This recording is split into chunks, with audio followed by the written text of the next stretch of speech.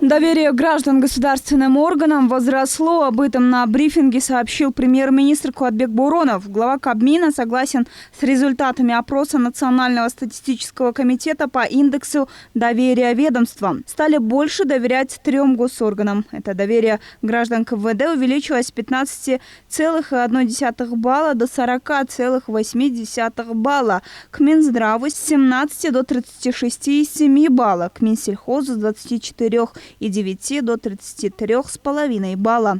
Премьер-министр считает, что это объективная оценка. Пандемия продемонстрировала некоторые проблемы госорганов, но работа по улучшению ведется. Тот же Минсельхоз предлагали реформировать. Доверие к Минздраву снизилось из-за мелкой коррупции, но из-за эпидемии оно вновь выросло. Сейчас народ видит, как работают госорганы. Никто не скажет, что человек бездельничает, если он действительно работает. Между тем мы решили опросить граждан и узнать их мнение по поводу доверия к госорганам. Мнения горожан разошлись, так как некоторые не доверяют ни одному министерству. Так, если некоторые не доверяют ни одному министерству, то некоторые граждане верят лишь частично. Ну, в некоторых случаях, конечно. Мальчика нашли в Канте потерянного быстро. Я стала доверять им. А Министерство образования? Ну, в такой ситуации, как сейчас, я даже вот не знаю. Тяжело и детям, и педагогам. У меня внук учится. Ойлоғыларчы өзіңдер. Бардығы ода өрет, 30 жылдан бері ода атқарылған жоқ. Bir дағы адам Қырғызстан үшін күйген жері жоқ. МВД-ға ешкімсінде де ишенбей қалдық. Не үшін?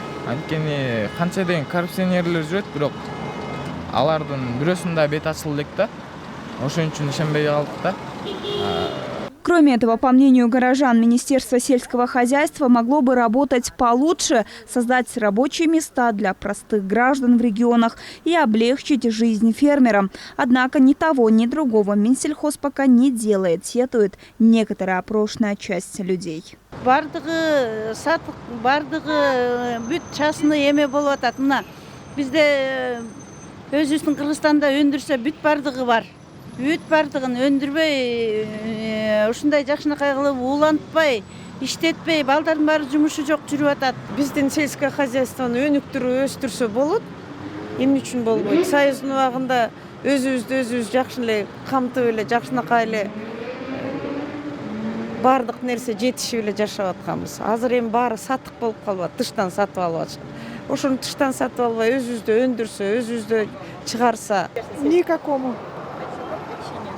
Ну, нет оснований доверять ни МВД, ни Министерству образования. Нет доверия и к Министерству образования, которое, по мнению горожан, не предпринимает действенных мер во время онлайн-обучения. Как может доверие взрасти к Минобразованию, если дети страдают во время дистанционного обучения, вопрошают бишкекчане. А некоторые участники опроса и вовсе вопрошают, а есть ли у нас в принципе министерство? Ешқандай баға бере албайм, нөл деген эле баа берем. Балдар устарым бар, кыйналып атпайбыз. Окуп атканын көрүп атабыз. Билим деңгээли түшүп калды го бир топ.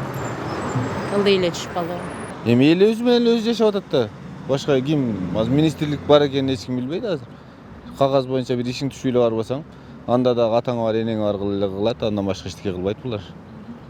Акча менен чечилет. МВДң деле халаттарга барсаң деле ошол, кызыл шапкага барсаң деле ошол. Бүт эле акча азыр алардын.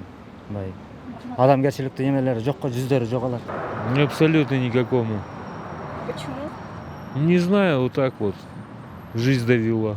Отметим, что начиная с 2012 года Национальный статистический комитет Кыргызстана систематически составляет индекс доверия населения на основе опроса 3600 граждан. По отзывам кыргызстанцев он определяет деятельность государственных органов, качество их работы и уровень взаимодействия с гражданами. Индекс доверия состоит из 3 основных показателей. Это личное доверие гражданина государству, личное представление об уровне коррупции в государственных органах исполнительной власти и оценка деятельности государственных органов исполнительной власти по качеству работы.